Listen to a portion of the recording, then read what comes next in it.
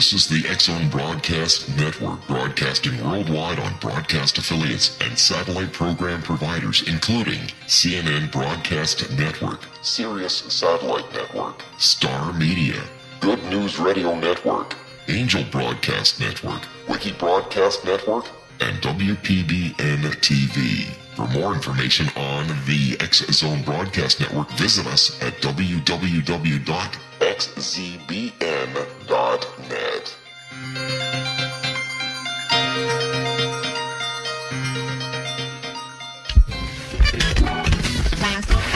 All Hit Radio.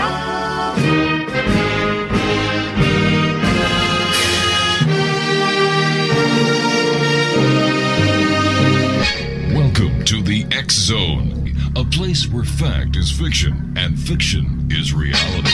Now, here's your host, Rob McConnell.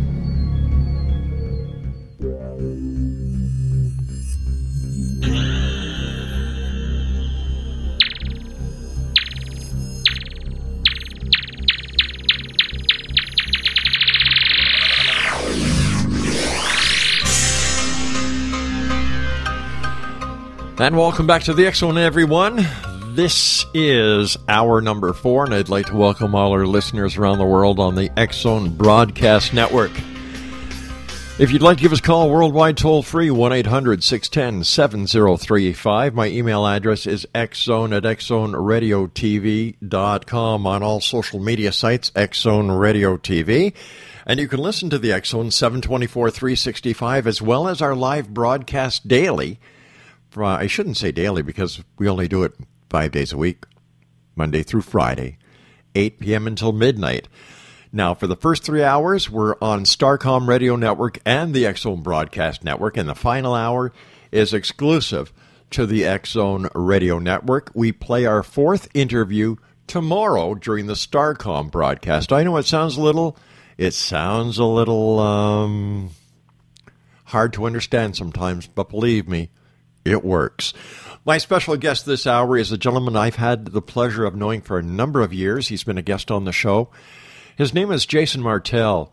And Jason is one of the keynote speakers at the Alien Cosmic Expo that's going to be held in Brantford, Ontario, June 26, 27, and 28. Because of obligations that Jason has, his keynote speech is going to be done via Skype and then broadcast around the world on the pay-per-view at digitalbroadcast.ca. Many people are familiar with the traditional biblical tale, how Moses led his people out of Egypt during the Great Exodus. The traditional version of the story explains that Moses received the 10 Commandments from God and placed the stone tablet in what we now know as the Ark of the Covenant. What we are learning is that Moses was in fact Akhenaten, a great pharaoh of Egypt in the past, and he took his people with him, leaving Egypt. But he also took the ark with him. All throughout Egypt are wall reliefs and described scenes showing 2 men carrying a large golden box supported by a pole on each side. The ark is seen all through Egypt before the time of the Exodus and is depicted as a large energy source. The ark also fits the same dimensions of what we call a large sarcophagus in the Great Pyramid. It appears the ark was literally powering the Great Pyramid like a battery.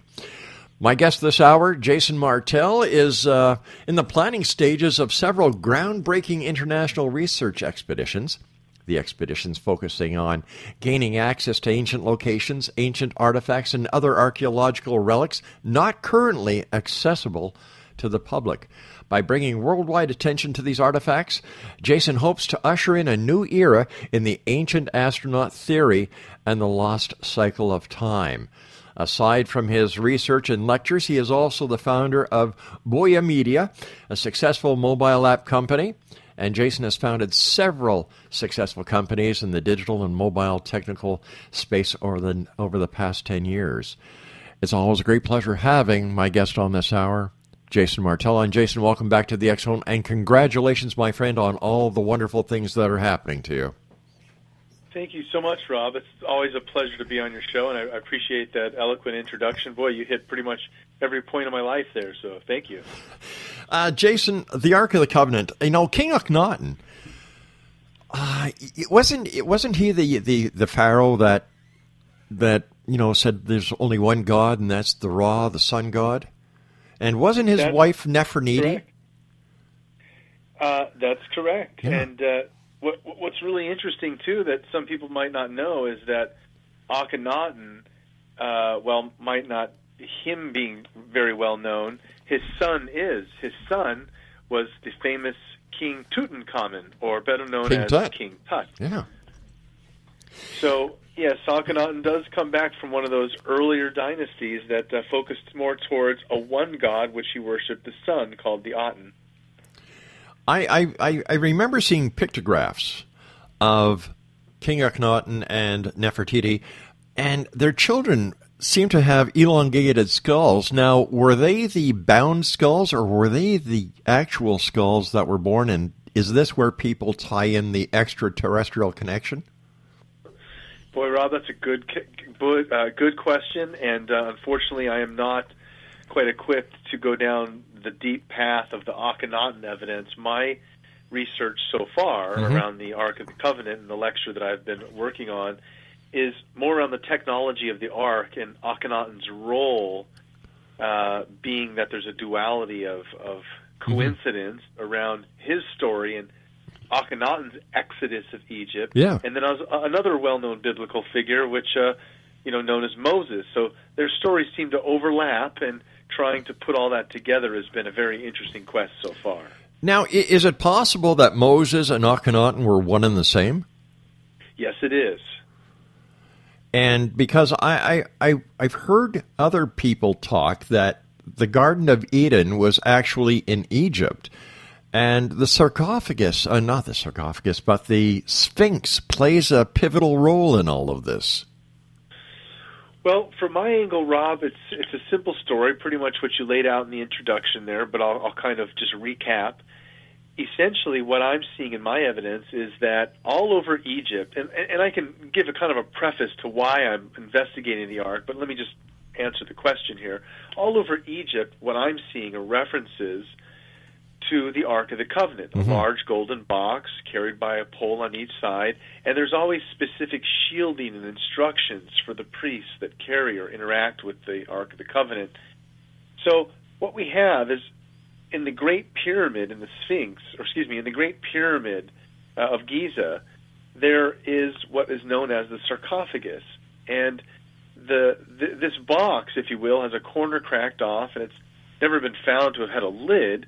There are no hieroglyphs in any of the chambers of the Great Pyramid there, where the sarcophagus is. So it just happens to be that the biblical dimensions of the Ark of the Covenant fit the great sarcophagus, literally as if the Ark could just be plopped right into the sarcophagus. So dimensionally, we have almost a handshake taking place between the Ark and the sarcophagus. So then there's a whole bunch of theories abound as to what the Ark's true function was. Could it have been powering the pyramid? So there's a lot of data there. Akhenaten's role comes in that when his exodus from Egypt took place, he was forced to not only take many of his devices, but also his people.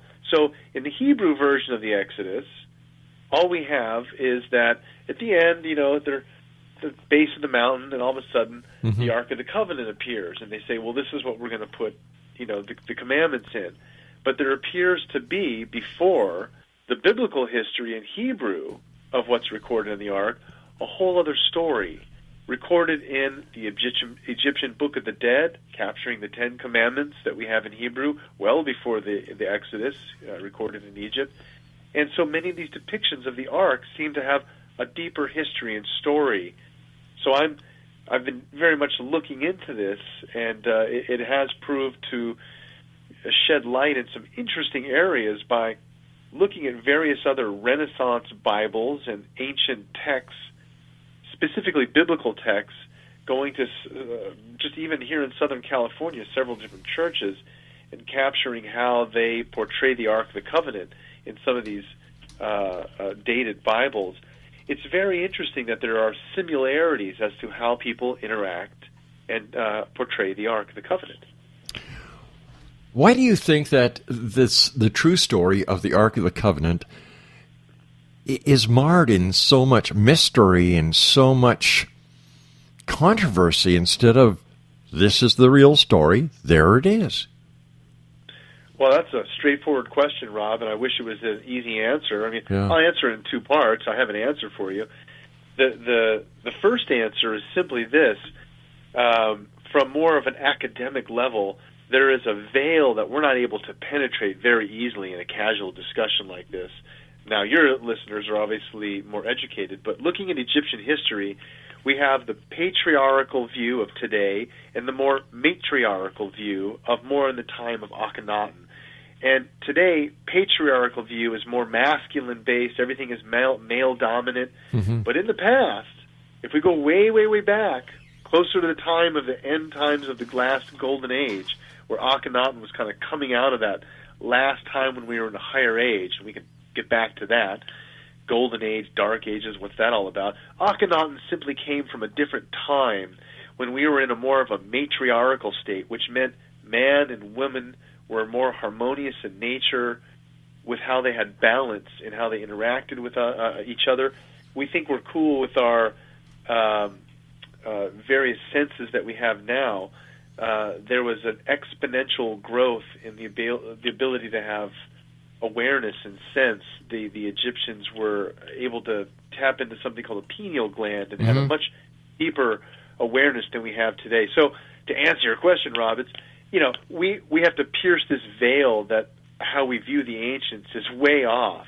Now, on a more basic level, what sparked my interest into the Ark is the fact that there are other technological artifacts that we found that lead up to the question, there has to be more.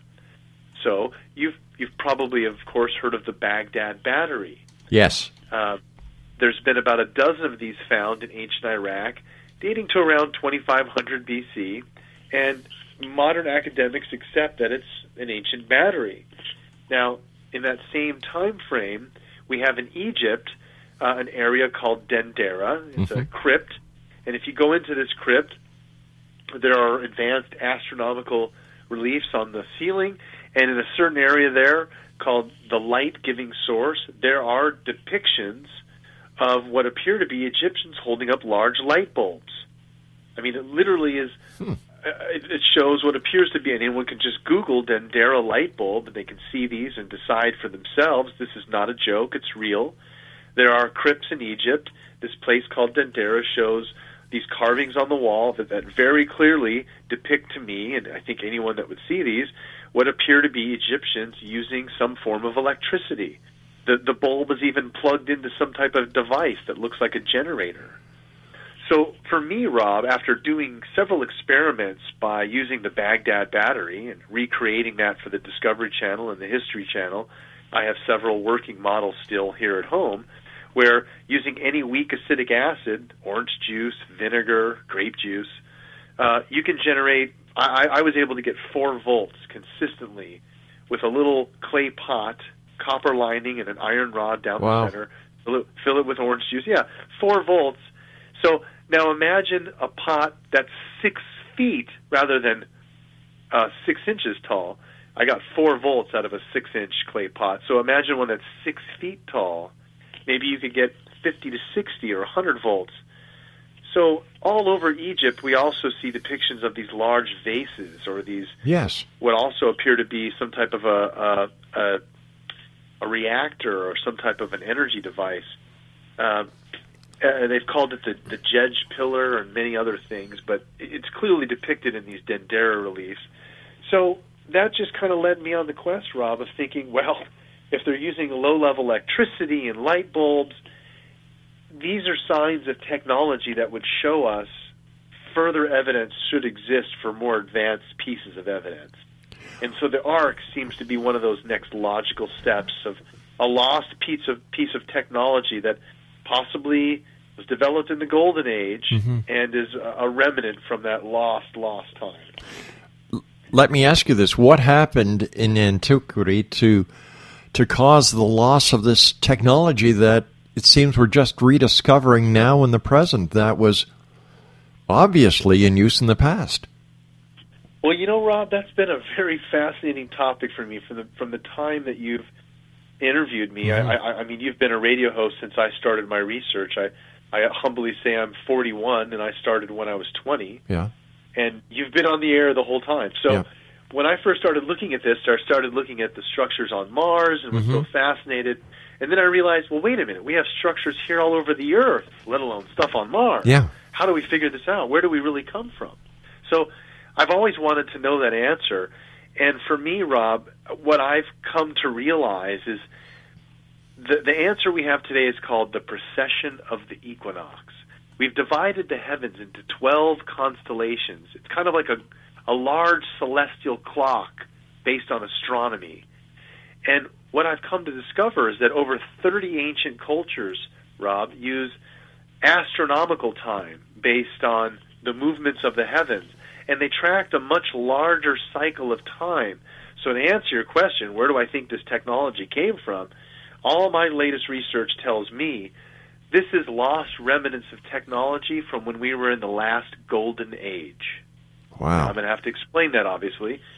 But Plato called this last cycle, or this larger cycle, the great year. Today, our science calls it the precession of the equinox. Essentially, we've been able to deduce that every 72 years our Earth degrades or moves in a new direction. The North Pole kind of moves slightly by 1 degree, so that every 2,000 years we're essentially pointing at a new North Star. We move through these constellations in the heavens that we've labeled the 12 houses of the zodiac, Aries, Pisces, and the various other constellations. So what's really interesting, Rob, is that it seems to be that there is some explanation as to why we have this larger cycle of time, and more specifically, that it seems to affect the rise and fall of civilization here on Earth. There's a larger cycle that seems to be causing us to go into the golden age, and we learn and it can build and probably at that time interact with other higher beings, and then we plunge into the dark ages, and it's like Game of Thrones.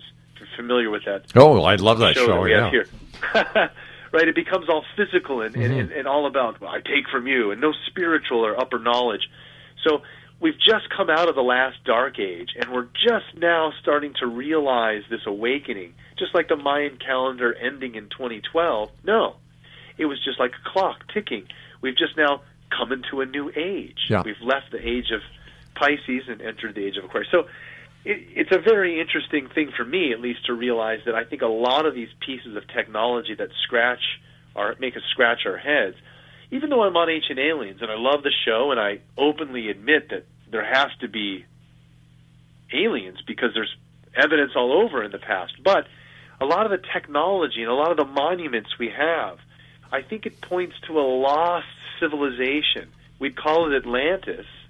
But no, it's more complex than that. They would have been a global civilization, leaving their footprint all over the Earth. And that's exactly what we see. So, yeah, it's a fun quest to look for these clues. So is it possible, then, that the continent of Atlantis is actually the planet Earth? In some senses. I've been trying to put my thumb on who these people could be, and the only evidence that I can see so far is we have a depiction of a certain type of figurine being shown all over the Earth, and they're these long, slender beings with their hands always wrapped at the waist. We see them at Göbekli Tepe, some of the latest sightings, or this new archaeological site there. These poles, these pillars have these long, slender beings depicted. Badonesia in India, we see it again. Even at the remote island of Rapa Nui in Easter Island, the Moai heads, what we thought were heads, are not. They buried them out. They dug them out of the ground, and they're long, slender bodies with their hands wrapped at the waist. So even Sumerian had these figurines depicted, and I just wonder if there's some lost race that was possibly not entirely human.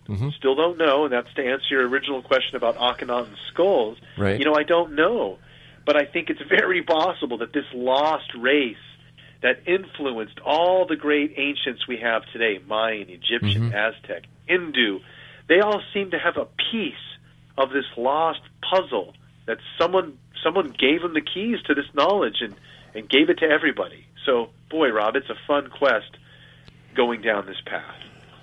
Jason, you and I have to take a short break here. Great having you back on the show, my friend. It's always so interesting to talk to you and to learn what you've been up to and how you and your fellow researchers are trying to get the jigsaw puzzle put together using the pieces that you find all over this planet of ours.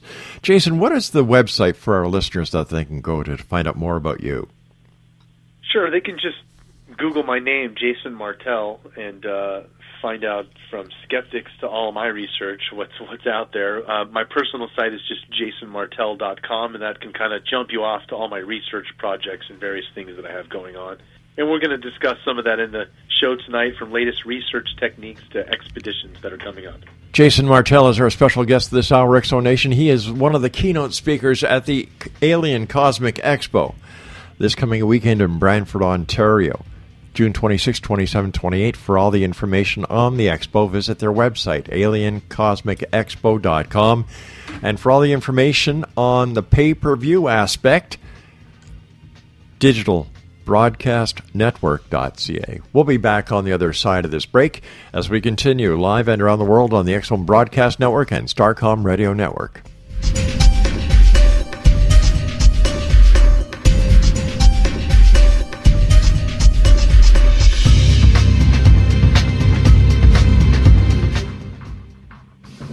The new nonfiction book, Razor of Madness, is similar to cult movies like Clockwork Orange, Dragon's Tattoo, or The Other Side of Hell.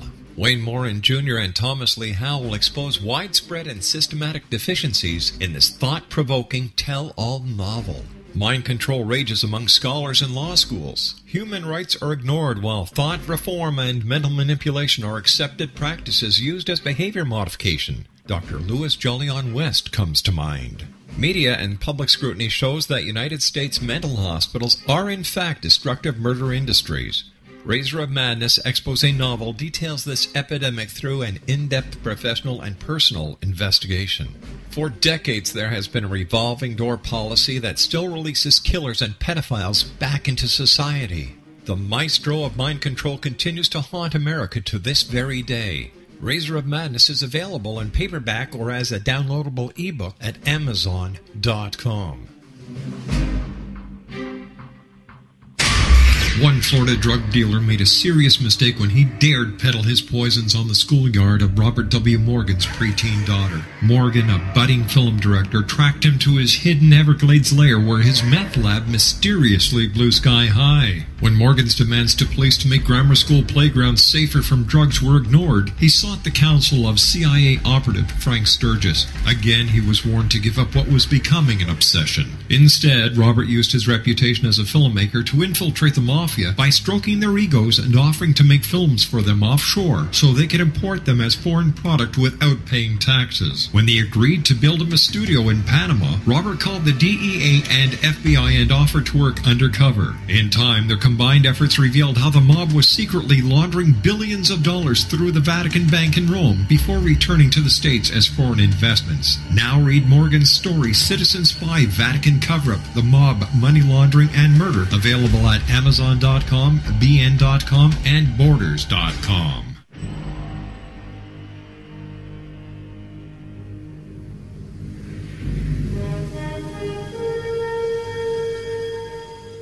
In his new book, Wandering About, author David Strumfeld talks about the universe, existence, civilization, and the nature of mankind.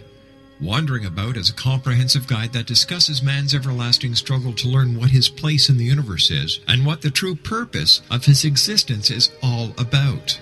By dealing with many forms of science and humanity, Wandering About also serves as an intellectual autobiography, an expedition through author David Strumfeld's mind and his life as a human being. Through the reader's views, readers will learn many relevant things such as the development of civilization through the ages, how science helped mankind to make many crucial discoveries about the universe, why people's curiosity and imagination never get satisfied, and much more. Wandering About promises to push the reader's reasons and thinking to the very edge. To order Wandering About by David Strumfels, go to www.wanderingabout.net. That's www.wanderingabout.net.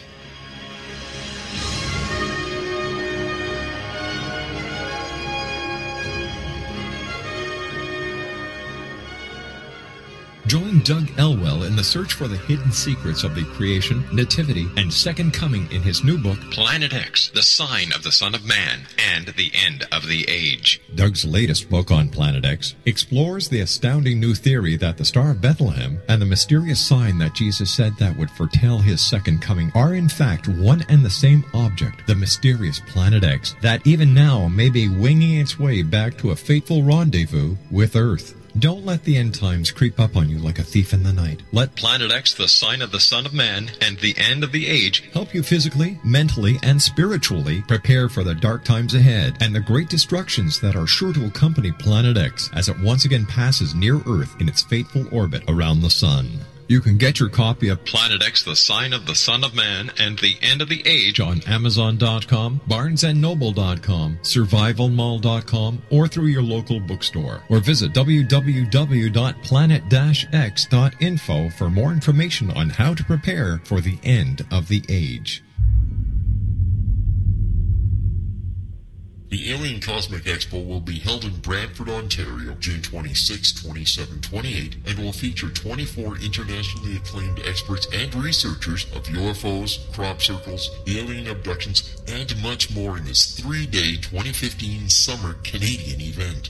Experts in the field of extraterrestrials and alien encounters, out-of-body experiences, past life regression, soul reading, psychic, and mediumship will all be presented with professionalism, integrity, and credibility, making the Alien Cosmic Expo the largest event of its kind in Canada for 2015.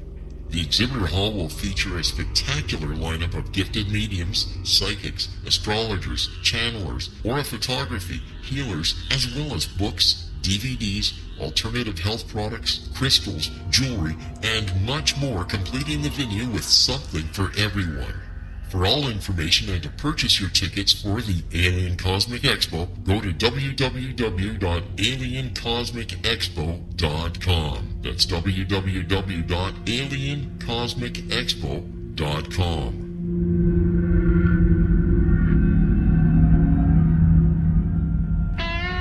Hi, this is Ken Elliott. When I'm floating around the universe, I always try to tune in to Rob McConnell. Hi there, Trinity Frog on Sesame Street. When I want to find out what's going on with UFOs or ghosts, I listen to the X Zone with Rob McConnell. This is Les Corrigan from Target Internet Development. You're listening to Rob McConnell on the X Zone Radio Show. This is John Hogue, Prophecy Scholar, and you're listening to Rob McConnell in the X Zone. Welcome to the X Zone, a place where fact is fiction and fiction is reality. Now, here's your host, Rob McConnell.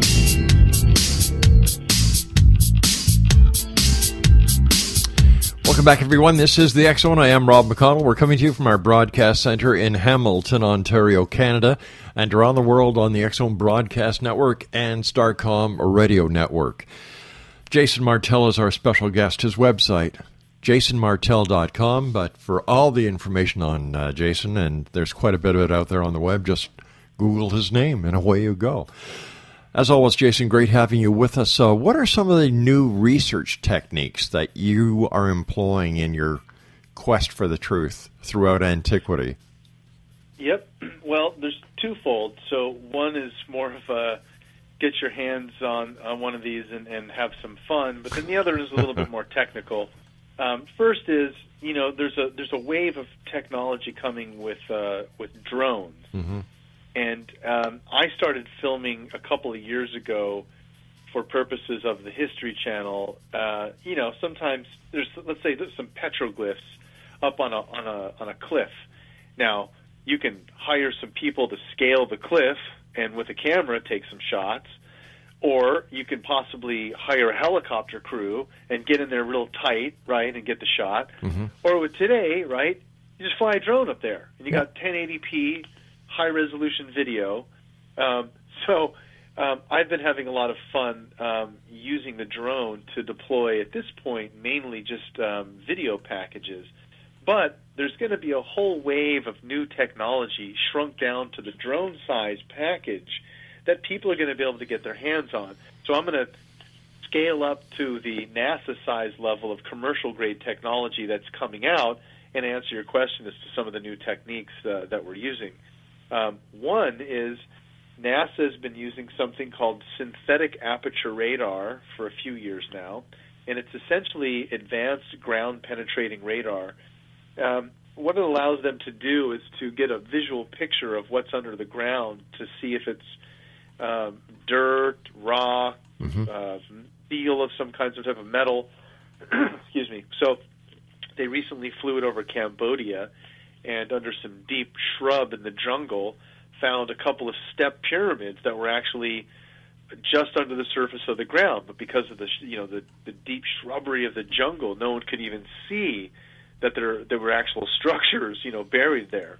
So a lot of these things are going to get shrunken down. People have heard of things like FLIR, which is another type of heat sensing technology. They have things now where you can buy from FLIR's website. That's FLIR, FLIR. You can buy on a Snap-on device for your iPhone and have a FLIR camera right on your iPhone, which is kind of remarkable. So some of the techniques, Rob, that we're using in the field today kind of serve a very accurate way of dating some of the megalithic sites that we have. What we're doing is using not only geological data, but also astronomical data. And I'll give you a couple of specific examples. Giza is one of the most infamous sites because of the three pyramids of Giza's alignment to the Orion constellation.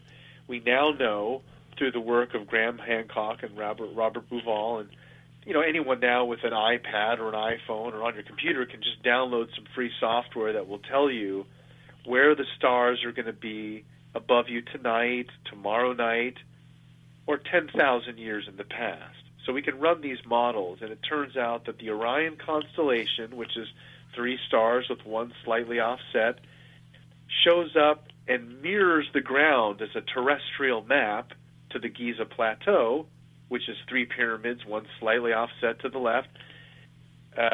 Depending on what angle you're looking at it, it's actually to the right, I guess. But point is, the Orion constellation forms a terrestrial map aligning to the Giza Pyramid. At what date? 10,500 BC. So, right. So we have several references from many different astronomical sites around the world where they built into the monument alignments that repeat on such a large scale, where we can see that the last alignment took place, let's say, thousands of years ago, and we can kind of correlate when that star, for instance, might come back around. So we have a lot of these astronomical alignments that allow us to kind of give us a date in a ballpark. But then what we're also starting to use, Rob, is the geological data to further fine-tune. Let me give you an example.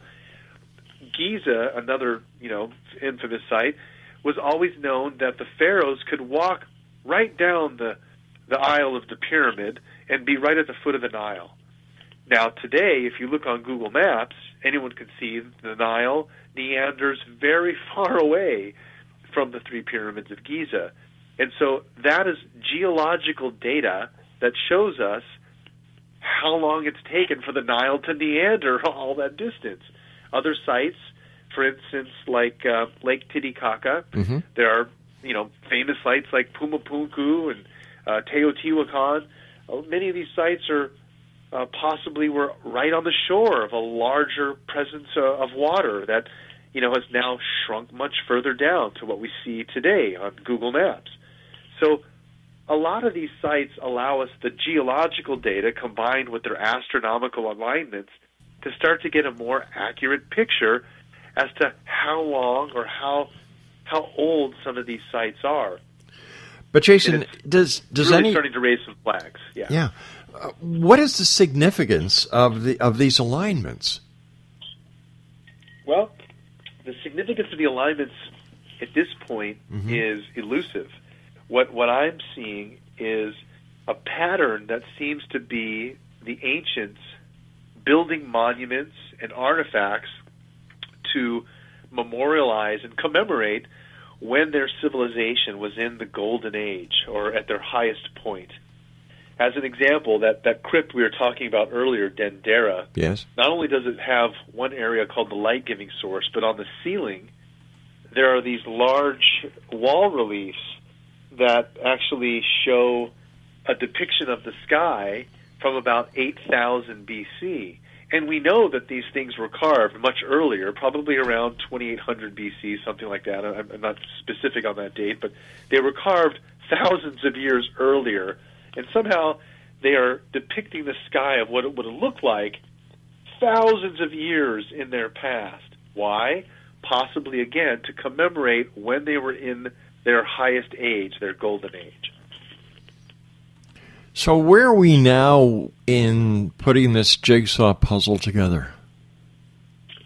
Well, it depends how you look at that cycle. Many different cultures, again, refer to this larger cycle of time. We today call it the precession of the equinox. Mm-hmm. And essentially we're just coming out of the Dark Ages. We're essentially in the Bronze Age. And, looking at it from kind of a clock view, we're probably about 8,000 years before we'd be in the next golden age. Now, that might sound daunting to us because it's very hard for us to understand this larger cycle of time, but let me put it into perspective. A lot of people, too, hear this and they're like, man, this sounds like some hokey information. Astronomical effects, what are you talking about? Well, this larger cycle of time is referenced by over 30 ancient cultures that it affects the rise and fall of civilization. This is what's causing us to have this amnesia and not understand why there seems to be this lost knowledge. So it's a very interesting perspective to realize that when we look at it from the ancients' view, they were aware of a cycle of time that lasted around 24,000 years. So this is something that's not easy for us to comprehend with our 100-year lifespan. Yeah. But to put it in perspective, there are two other smaller cycles that do affect us that kind of allow us to kind of open the understanding to this topic. Cycle one is our Earth is spinning on its axis. As the Earth spins on its axis, it causes day and night. And we don't really think about it, but when it gets dark out, we actually go into a subconscious state, go to sleep. All the plants and animals, things slow down. So that's all caused just by the Earth spinning on its axis. Cycle two, the Earth is going around the sun, and that causes animals to migrate, seasons to change. It has an effect on us, but that's an astronomical cycle. And so all the ancients, again, over 30, say that there's this larger cycle that has an effect on us. And the latest research that I've been parlaying with and understanding to be the best answer for the precession of the equinox is that possibly we are a binary solar system, meaning that we have two suns. But our other sun is either a brown dwarf or a dark star at this point, but there seems to be a correlation with the orbit and model of understanding that we are not a static solar system. If we're a binary solar system with two suns, that means that our sun is in orbit with another body, another sun. Right. And so we're actually moving through space as our sun orbits our second sun. Since we're orbiting the sun, we're going along for the ride. So it's a whole other new model supported by the Binary Research Institute, who's a business partner of mine, Walter Cruttenden, here in Newport Beach, California. Anyone can Google the Binary Research Institute. The current model for the precession of the equinox calculates over 2,000 variables for torque and movements and things. Looking at it through this model of a binary model, there's about 11 variables. It's much more accurate. But it's new data and new science. All the latest evidence from Hubble and other telescopes that film external solar systems, most of them are binary. Some of them having 6 suns. Go ahead. Is it possible then, Jason, that the second sun that is in this binary model could be the elusive Planet X? It could be, Rob, that this is where it gets a little murky with Sitchin's research and many other scholars, even Dr. Richard Mueller at Berkeley, who theorized that nemesis, that if we go out beyond Pluto, there is this Oort cloud, a large asteroid belt out there, that something is dislodging debris and sending it towards us, and that's what killed off the dinosaurs. So we've been circling around this topic for years, and so yes, Rob, I think that the Nibiru or Planet X model is definitely affected by the idea of not one sun, but two, and that could possibly explain how a planet could have such a large elliptical orbit because it's looping around two suns, exactly. Not one. Yeah, and it seems to the binary theory seems to fit in totally perfect with the functionality of our existence. You know, up, down, left, right, in, out, binary code 0, 1. It seems that everything fits into this model. Well, I never thought of it that way, Rob, but that's a pretty interesting insight comment you make there. You know, and the correlation that I find fascinating is that the binary orbit seems to have some correlation with us being in the Dark Ages and in the Golden Age. Yeah. And that when the suns are at their farthest point from each other, we're in the Dark Ages. When the suns are at their closest point in their orbits to each other, we're in the Golden Age. If you stop and think about that for a moment, the sun's energy of just one sun, the presence of just one sun, it wakes people up. Everyone loves to be outdoors in the summer, and it gets us moving, and all the animals and plants, even plants, lean towards the sun. Yep. What happens when the sun goes away? We slow down, everything gets quiet and folds up. Now imagine the presence of two suns. Wow. What if this somehow does something to us that we just can't comprehend? I'm telling you, Rob, all of the data from our ancients is pointing to this having a deeper meaning. We alluded earlier in the show about this layer between ancient Egypt and modern man, yes, where we're today in a patriarchal society, and ancient man was in this matriarchal society thousands of years ago. They were more in harmony with nature. There's probably a guest you've had on your show, Dr. Carmen Bolter. Yes. And so she did an excellent special called The Pyramid Code, a 6-part special. Anyone can order her DVD just Googling The Pyramid Code. But she really pierces the layer of knowledge and understanding the great layer and wealth of knowledge in this some of the earlier Egyptian dynasties and knowledge through Akhenaten and others that have kind of left us a footprint of what was going on in the Golden Age. And boy, we have a long ways to go before we're at a point where we can literally interpret God, as some of these ancient Hindu texts point to various areas where we reach a state of enlightenment based on this, again, larger cycle of time. So very fascinating stuff. You're going to be doing a Skype presentation at the Alien Cosmic Expo. Can you give our listeners a little bit of a hint on what you're going to be talking about? Well, basically what I'm going to do is I'm going to show some of the evidence that I've spoken about tonight for this binary orbit and the understanding of a lost cycle of time. And I'm going to leave you with a quick analogy tonight about the lost cycle of time. Hopefully I won't forget it. And then mainly I'm also going to explore the idea of the lost Ark of the Covenant being a large energy device powering the Great Pyramid. What I've done is scoured through many biblical representations, finding the Ark and how they depict it, the priests that interact with it, the clothing that they wear, and the various references all over Egypt for the depictions of the Ark itself. So I'm going to be going through a couple of slide presentations showing evidence to point to the Ark being originating in Egypt, and then going through, again, just another sweep of knowledge introducing this topic of this lost cycle of time. Jason, why would the Great Pyramid require such a power source?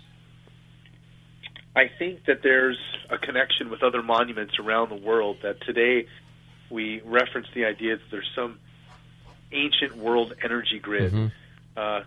We can tell that there's geodetic sites around the Earth that are monuments are placed there that seem to connect via ley lines or other terms that people have heard to understand that there's some pattern of, placement of monuments that seem to have been harnessing some lost energy.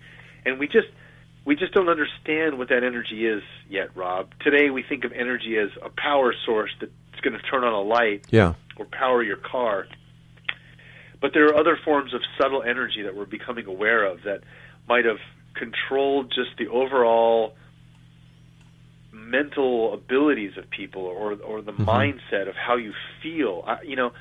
We really don't know. And so I think, Rob, that in my opinion, there's probably some lost energy that was being transmitted or trying to hold on to it of what was maybe readily available in the Golden Age. They were somehow maybe possibly artificially creating this energy that just made you feel really good.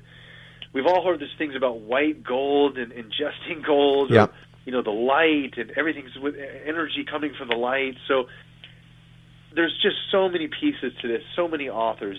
Christopher Dunn wrote a great book called The Giza Power Plant, right? So, we have a lot of references and a lot of scholars looking at this from different angles, and so I'm focusing on a piece of it, the Ark and the pyramid and how it might have functioned. But again, I think we're talking about a much larger tale here that just exposes hopefully a brighter light into our past and where we really come from.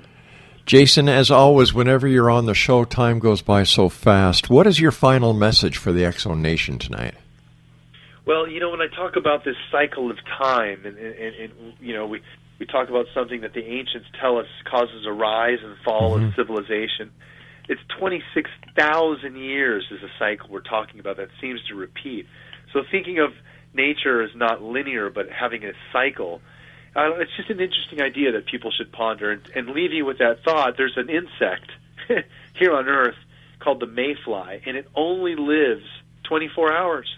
Its whole birth and life cycle spans 24 hours. So let's say a mayfly is sitting on a leaf and it's a cloudy, windless day. Another mayfly comes up. He's like, I've heard of a rumor of this, something called sunshine and wind. I haven't seen it. They both die because it wasn't windy or sunny that day. That doesn't mean that the sun or the wind doesn't exist. So all the ancients are telling us that there's a larger cycle that affects us. And I just think it's something that's going to cause more research as we kind of open up this idea that there's, more to our spirituality and knowledge by looking into the past of where we come from. And with researchers like you doing the great work that you're doing, I'm sure, Jason, that one day that answer will be found. Always great talking to you. Once again, congratulations on all the wonderful things you're doing, and I look forward to the next time you join us here in the X Zone. Don't be a stranger. Thanks, Rob. Have a great night. Talk you to too, you soon. Jason. Bye-bye. Bye-bye. X Zone Nation, my guest this hour has been Jason Martell. What a gentleman. Known him, 21 years, Craig? I'll be back tomorrow night as once again we cross the time-space continuum to this place that I call the X Zone. It's a place where people dare to believe and dare to be heard. It's a place where fact is fiction and fiction is reality. And we're here Monday through Friday from 8 p.m. Eastern until midnight on the Talkstar... no, not on Talkstar anymore. On the X Zone Broadcast Network and Starcom Radio Network. So until tomorrow night, always remember to keep your eyes to the sky and your heart to the light. Good night, everyone.